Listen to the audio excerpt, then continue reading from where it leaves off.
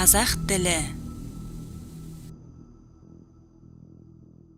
Сүйемін туған тілді анам тілін, бесікте жатқанымда берген білім, шыр етіп жерге түскен минутымнен, құлағыма сіңірген таныс үнім.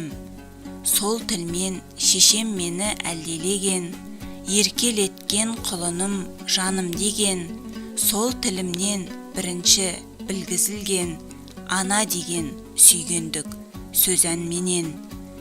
Қылжықтап, алып қашып құрбы бөркін, сол тілменен ойнадым дала деркін, сол тілменен бірінші сыртқа шығып, өмірде ен далада ұққан көркім. Автор Сұлтанмахмұт Торайғыров.